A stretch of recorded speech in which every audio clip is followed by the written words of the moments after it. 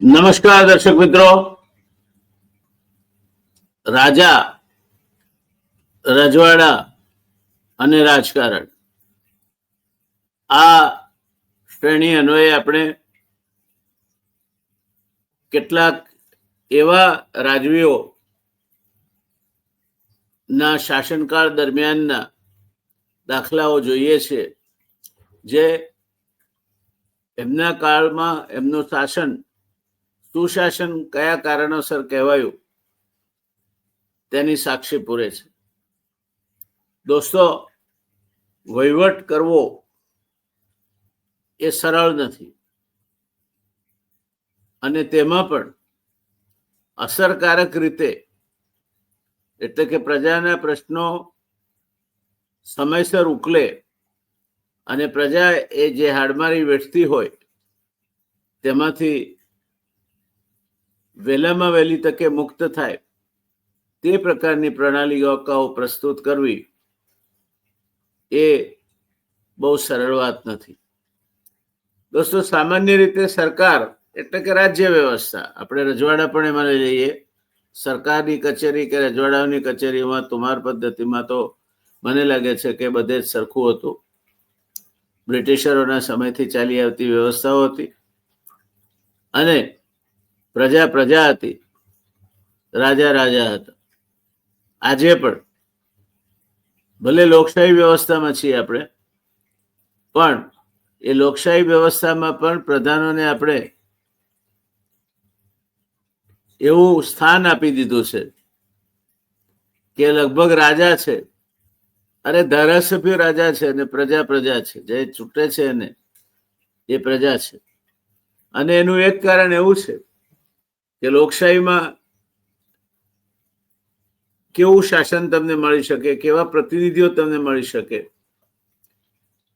તે માટેની વ્યાખ્યામાં એવું કહેવાયું છે, જે હું અગાઉ પણ કહી ગયો છું, કે in democracy you get the government you deserve. અર્થ થાય, લોકશાહીમાં તમે જેને લાયક હો એવી સરકાર તમને મળે. આજે પણ ભલે આપણે अपने देश में अपना રાજની વાત કરીએ તો પણ નોકરશાહી એ પોતે રાજ્ય કરે છે એમ માને છે અને પ્રજાનો માણસ જે મુશ્કેલી એની પાસે લઈને જાય છે અરજદાર છે એમ માને છે. અને નોકરશાહીમાં પણ જે પ્રકારની તુમારશાહી ઘૂસી ગઈ છે, કાગળે કામ ચાલે છે અને કાગળે ઘોડા દોડે છે, તેણે એવી તો પ્રણાલીઓ પ્રસ્થાપિત કરી દીધી છે કે ભલભલો હાકેમ પણ ધારે તો આ બ્યુરોક્રેસી એટલે કે વહીવટી સેવાઓનું જે આખું જાળા ગૂંથાયેલા છે એને છેદીને કામ કરાવી શકતો નથી. અને એટલે હળવાશની પળોમાં કોઈકે રચેલી આ તુકબંધી યાદ રાખવા જેવી છે. આ તુકબંધી કહે છે કે કલેક્ટર કકળાટ કરે, કલેક્ટર કકળાટ કરે ને મામલતદાર મૂંઝાય, કલેક્ટર કકળાટ કરે ને મામલતદાર મૂંઝાય, સર્કલ બિચારો શું કરે, તલાટી કરે તે થાય. છેક નીચેના લેવલનો કર્મચારી અથવા અધિકારી એટલે તલાટી, જે આપણા ગામના પંચાયતના ચોરામાં બેસીને કામ કરે, રેવન્યુ દફતરો રાખવાનો એને જાળવવાનો. આમ તો રેવન્યુ તલાટીઓ અલગ હોય છે, એ પણ રેવન્યુ તલાટીનું કામ છે, એટલે તલાટી દ્વારા એ જાળવણી થાય. હવે એની પાસેથી તમારે કોઈ દાખલો જોઈતો હોય, આવકનો દાખલો જોઈતો હોય, 7/12નો ઉતારો જોઈતો હોય, હકપત્રક જોઈતું હોય, પાક અંગેનો દાખલો જોઈતો હોય, તો એ કઢાવતા કઢાવતા આંખે પાણી આવી જાય. અને કારણ હંમેશા એવું કહેવામાં આવે કે કામનું ભારણ બહુ છે એટલે પહોંચી વળાતું નથી. કાંઈક અંશે એ સાચું પણ છે, કારણ કે આજે પણ ગુજરાત રાજ્યમાં તલાટીઓની ઘણી જગ્યાઓ ખાલી છે. એક કરતા વધારે કસ્બા સંભાળતા હોય એવા તલાટીઓ આજે 2 કે 3 પંચાયતોને સંભાળતા હોય છે. એટલે ક્યારે ક્યાં મળશે એનું એમનું કંઈ ઠેકાણું હોતું નથી. જ્યારે તમે કોઈ પણ માણસને 4 એની ચતુર્સીમા નિર્ણિત કર્યા વગરનું કામ સોંપો ત્યારે એ માણસ કોઈને જવાબદાર નથી હોતો, બધાને જવાબદાર હોવા છતાંય ગમે ત્યારે ગમે તે બાનું એને મળી રહે છે અને સરવાળે પ્રજાનું કામ થતું નથી. આ પરિસ્થિતિમાં ગોંડલના રાજવી સર ભગવતસિંહજીના શાસન દરમિયાનનો એક કિસ્સો જાણવા જેવો છે. સૂર્ય અસ્તાચળ જઈ ચૂક્યો હતો. સૂર્યાસ્ત બસ થયો અને અવની પર અંધારા ઉતરવા માંડ્યા હતા. ધીરે ધીરે સંપૂર્ણપણે રાતનું અંધારું પૃથ્વીને પોતાના આગોશમાં સમાવીને અંધારાનું સામ્રાજ્ય જાણે સપાઈ ગયું હોય. એ જમાનામાં વીજળી તો હતી નહીં, એટલે દિવેલના દીવે કામ થતા. લોકો ઘરમાં કોડિયું અને દિવેલનો દીવો પ્રગટાવી અને પોતાના એ અજવાળામાં પોતાના કામ કરતા. ત્યારે એક દિવસ પોતાના મહેલની બારીમાંથી બાપુએ જોયું તો ચોરામાં દીવો બળતો હતો. રાતના 8, 8:30 થયા હશે. બાપુને નવાઈ લાગી કે અટાણે કેમ દીવો બળે છે અહીંયા? 6 વાગે તો કચેરીનું કામ પૂરું થઈ જાય, તો ચોરામાં અત્યારે દીવો બળવાનું શું કારણ? બીજા દિવસે બાપુએ ત્યાંથી જે અધિકારી હતો એને બોલાવી મંગાવ્યો અને પૂછ્યું કે ભાઈ, ગઈકાલે મેં જોયું તો તમારા ચોરામાં રાત્રે 8:30 વાગે દીવો બળતો હતો. આમ તો 6 વાગે એટલે કચેરીનું કામ પૂરું થઈ જાય, તમારે ઘરે જવાનું હોય, તો રાત્રે 8:30 વાગે ચોરામાં દીવો શું કરવા બળે? ત્યારે પેલા કર્મચારીએ બહુ અદબથી જણાવ્યું કે મહારાજ સાહેબ, શું થાય, આજકાલ કામ એટલું વધી ગયું છે કે રાતના વધારાનું કામ ખેંચીને પણ કામ પૂરું કરવું પડે છે. ભગવતસિંહજીને નવાઈ લાગી કે એક માણસ જેટલું કામ કરી શકે એના કરતા વધારે કામ આ માણસ કરે છે અને રાત્રે પણ એને કામ કરવું પડે. એનું પણ કુટુંબ છે. એકાદ દિવસ કરવાનું હોય તો ઠીક છે, પણ કામનું ભારણ આટલું જ સતત રહેતું હોય તો એ કઈ રીતે કામ કરી શકે? એટલે એમણે વિચાર્યું કે જો ખરેખર કામ વધારે રહેતું હોય તો કંઈક બીજી વૈકલ્પિક વ્યવસ્થા કરીને આ માણસને વધારાના બોજામાંથી મુક્ત કરવો જોઈએ. ભગવતસિંહજી બહુ વિચક્ષણ રાજવી હતા. એમણે સરળ ઉકેલ શોધી કાઢ્યો. એ પેલી કહેવત, આપ વિના બળ નહીં અને મેઘ વિના જળ નહીં ની જેમ એમણે પેલા કર્મચારીને કહ્યું, કઈ વાંધો નહીં ભાઈ, હું કાલથી 1 મહિના માટે તારી સાથે કામ કરીશ. આપણે 2 ભેગા થઈને કામ કરીએ, જોઈએ કેટલું કામ રહે છે. બીજા દિવસે સવારે સમયસર બાપુ હાજર થઈ ગયા ચોરામાં. પેલો કર્મચારી તો ધ્રુજી ગયો. કામ શરૂ થયું. બાપુએ કહ્યું કે તું બેસ, મને કામ ચીંધતો જા. 1 માણસથી કેટલું કામ થાય છે તે મારે જોવું છે. અને બાપુ મંડ્યા કામ ઉકેલવા. સાંજે 6 વાગ્યા એટલે ઉભા થઈ ગયા કે આજનું કામ પતી ગયું. 1 મહિનો સતત એમણે આ રીતે ચોરામાં બેસીને પેલા કસ્બેદાર કહીએ કે તલાટી અત્યારની ભાષામાં કહીએ તો એની જગ્યાએ તુમારો નોંધવાનું ને તુમારોના નિકાલ કરવાનું કામ કર્યું. સતત 1 મહિનો કામ કરી અને એમણે પ્રસ્થાપિત કર્યું કે નિર્ધારિત નિયમો મુજબ જો કામ કરવામાં આવે અને એ સિદ્ધાંતોની જે માર્ગદર્શિકાઓ છે તેને અમલમાં મૂકીને કામને ખોટું તલ્લે ન ચડાવવામાં આવે તો એક વ્યક્તિ સાંજે 6 વાગે રોજનું રોજ કામ પૂરું કરી શકે એ શક્ય છે. અને એ એમના જાત અનુભવથી એમણે મેળવ્યું હતું, જાત અનુભવથી જાણ્યું હતું કે 1 મહિનો આખો બાપુએ ત્યાં કામ કર્યું ચોરામાં અને પ્રસ્થાપિત કર્યું હતું કે આ શક્ય છે. એટલે પેલો કર્મચારી પણ કહી શકે એમ નહોતો કે બાપુ 1-2 દિવસમાં તો થાય, પણ આખું કાયમી ધોરણે વધારે ઓછું કામ આવતું રહે ત્યારે આ શક્ય ન બને. ત્યારે બાપુએ પેલા કર્મચારીને ઉદ્દેશીને કહ્યું કે ભાઈ, તમારી નજર સામે મેં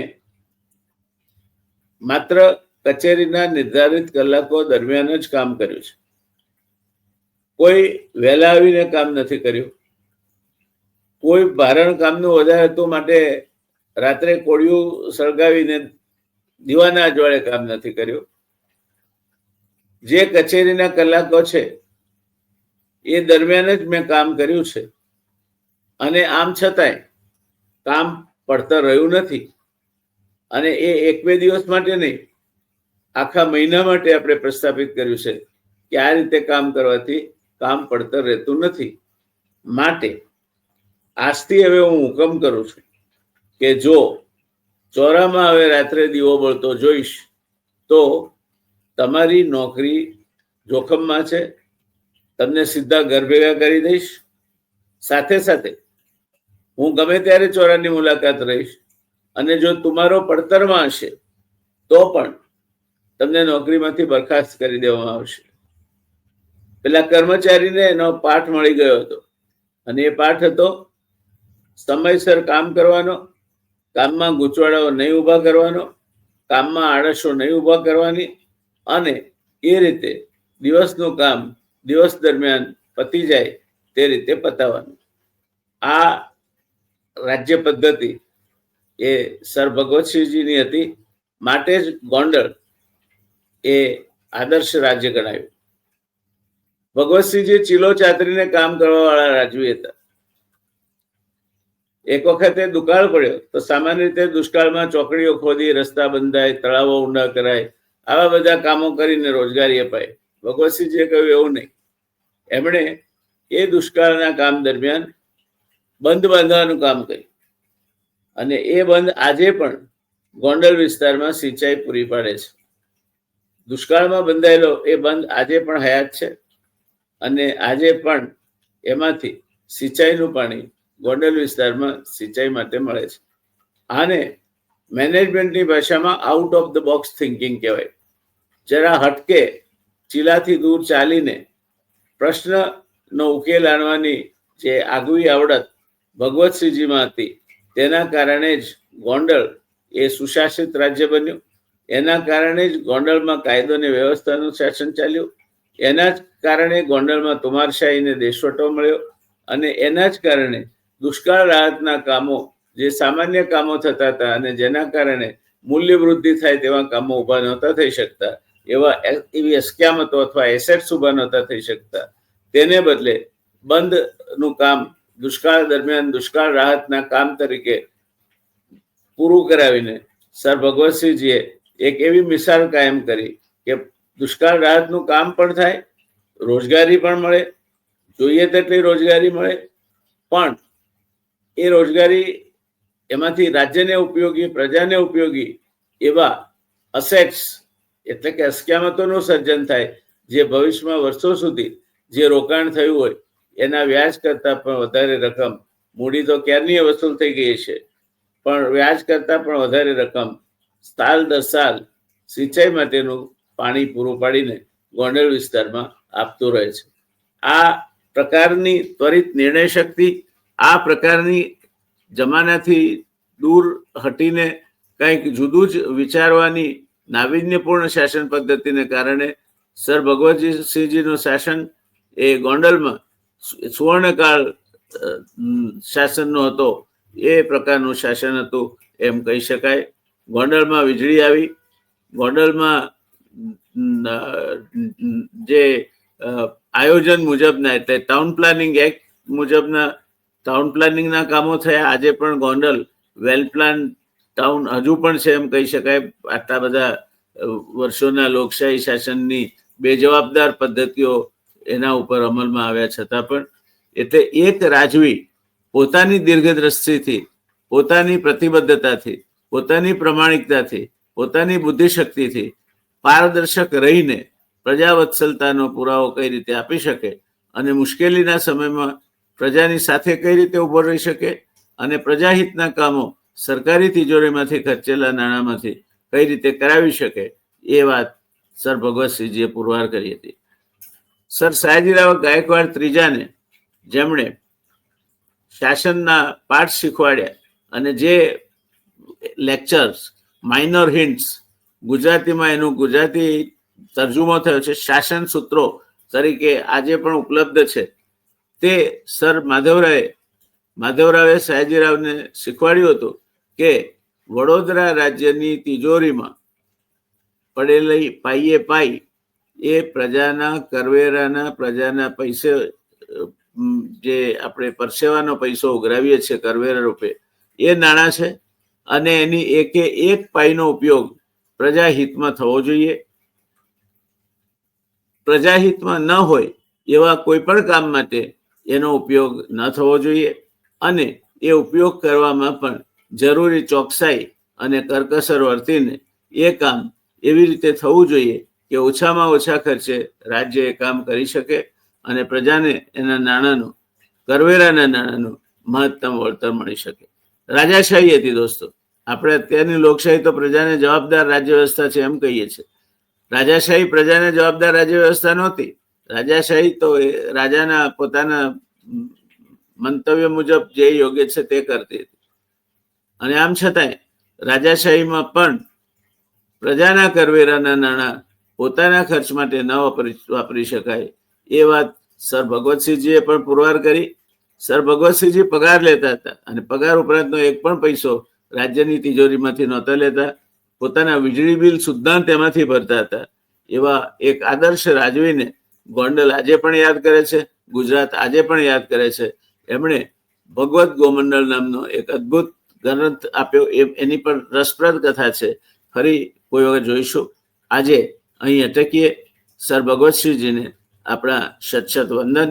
ગોંડલની જનતા નસીબદાર હતી કારણ કે ભગવતસિંહજીએ 7 વર્ષની ઉંમરની કોઈ પણ બાળકી એટલે કન્યા માટે પ્રાથમિક શિક્ષણ ફરજિયાત બનાવ્યું હતું. 2 જ રાજ્યો એવા હતા કે જેમાં પ્રાથમિક શિક્ષણ ફરજિયાત હતું. એક કન્યાઓ માટે, એક ગોંડલ અને બીજું વડોદરા. સયાજીરાવનું વડોદરા અને ભગવતસિંહજીનું ગોંડલ, આ 2 રાજ્યો એવા હતા કે જ્યાં 7 વર્ષથી વધુ ઉંમરની કોઈ પણ કન્યા માટે પ્રાથમિક શિક્ષણ ફરજિયાત હતું. અને એટલે કમસે કમ ગોંડલ રાજ્યની કન્યાઓ જ્યાં પણ ગઈ ત્યાં રાજ્યની સુવાસ ફેલાવી શકે કારણ કે એ ભણેલ ગણેલ હતી. મને આનો એક અનુભવ થયો હતો. હું રાજકોટ વિસ્તારમાં એક કાર્યક્રમ હતો, એક ગામે ગયો. જમવાનું જે સજ્જનના ત્યાં હતું ત્યાં એક માજી બેઠા બેઠા છાપું વાંચે અને હિંચકે બેઠા બેઠા એમના પતિ દાદા એ સાંભળે. એટલે મેં સાહજિક કુતૂહલથી પૂછ્યું કે દાદા આંખની તકલીફ છે? એટલે કે ના ભાઈ ના, ભેં તો હું બાળું છું. તો મેં કીધું આ છાપું બા વાંચે છે ને આપ સાંભળો છો? એ કે હા, અમે મૂળ રાજકોટ ના રજવાડાના વતની અને એ આવી છે ગોંડલ રજવાડાના વહીવટમાંથી. એ ભણી છે, હું ભણ્યો નથી એટલે મને વાંચતા આવડતું નથી. એને વાંચતા આવડે છે એટલે રોજ મને છાપામાંથી મુખ્ય સમાચારો વાંચી સંભળાવે છે. એ રીતે એનું ભણતર એને ઉજાળ્યું છે અને મને રોજબરોજના સમાચારો જે છાપવામાં આવે છે એનાથી વાકેફ રહેવાનો એ મોકો મળ્યો છે. મનમાં ઉચ્ચારાઈ ગયું, ધન્ય છે ભગવતસિંહજી, તમે જે સુધારાઓ કર્યા, તમે જે સુધારાઓ અમલમાં મૂક્યા, કન્યા કેળવણી તમે જે દાખલ કરી, એની સુવાસ રાજકોટમાં મેકતી તમારા ગયા પછી અમને આજે અનુભવવાને જોવા મળી. ધન્ય છે, ધન્ય છે, ધન્ય છે ભગવતસિંહજી. તમારી શાસન વ્યવસ્થાને, તમારી દીર્ઘદ્રષ્ટિને, તમારી પ્રજાવત્સલતાને, તમારી કરકસરને અને તમારી જાગૃતતાને. તો આ વાત સાથે આજે આપણે રાજા રજવાડા અને રાજકારણનો આ હપ્તો અહીંયા પૂરો કરીએ છીએ. મળીશું ફરી એકવાર, વળી એક નવી વાત સાથે, વળી એક નવા મુદ્દા સાથે, વળી એક નવા રાજવી સાથે. ત્યાં સુધી તમારા દોસ્ત ડૉક્ટર જયનારાયણ વ્યાસને આજ્ઞા આપશો. શુભકામનાઓ. અને એ યાદ રાખજો, લોકશાહીમાં તમે માલિક છો. તમે જેને મત આપો છો એ જવાબદારીપૂર્વક આપશો તો સારા ઉમેદવારો ચૂંટાઈ આવશે. સારા ઉમેદવારો ચૂંટાઈ આવશે તો સારો વહીવટ થશે. સારો વહીવટ થશે તો તમારી આવનાર પેઢીઓને એનો સારો એવો ફાયદો થશે. માટે આ સૂત્ર હંમેશા ગાંઠે બાંધીને રાખજો કે એને democracy, you get the government you deserve. કોઈનો વાંક કાઢશો નહીં. અત્યારે લાંચ રૂશ્વત ચાલે છે, ભ્રષ્ટાચાર ચાલે છે, કુમારશાહી ચાલે છે, સરકારી તંત્ર ફાટીને ધુમાડે ગયું છે. કોઈનો વાંક કાઢવાની જરૂર નથી. એ માટે આપણે જવાબદાર છીએ. કારણ કે આપણે નાત, જાત, ધર્મ, કોઈ ખોટા રવાડે ચડીને પાર્ટીના સિદ્ધાંતોના આપણે એવા પ્રતિનિધિઓ ચૂંટીએ છીએ જે લોકસભામાં કે વિધાનસભામાં કે જિલ્લા પંચાયતમાં બેસવાને લાયક હોતા નથી, જેમની સમજ હોતી નથી, જેમનું ભણતર હોતું નથી, જેમની સક્ષમતા હોતી નથી. અને એટલે આજે નોકરશાહી કરે તેમ થાય છે. ભ્રષ્ટાચાર બેફામ ચાલે છે. પહેલા જે છાનું ચાલતું તે હવે ખુલ્લે આમ ચાલે છે. સૌનું કામ ચાલે છે ને બાપુ તારું નામ ચાલે છે. એમ ગાંધીજીના નામે પણ હવે ભ્રષ્ટાચાર ઓછો નથી થતો. ગાંધીજીના નામે થતા કામોમાં પણ એટલો જ ભ્રષ્ટાચાર થતો જોવા મળે છે. ત્યારે આપણે ભગવતસિંહજી જેવા શાસન કરતાઓને, રજવાડાને યાદ કરીએ અને રજવાડાઓમાં પણ ઉત્તમ શાસન આપનાર શાસકોના દાખલા હતા તે વાતને મમણાવીએ. તે સાથે આ એપિસોડ પૂરો કરું છું. ધન્યવાદ. જય જય ગરવી ગુજરાત. જય જય ગરવી ગુજરાત. જય જય ગરવી ગુજરાત.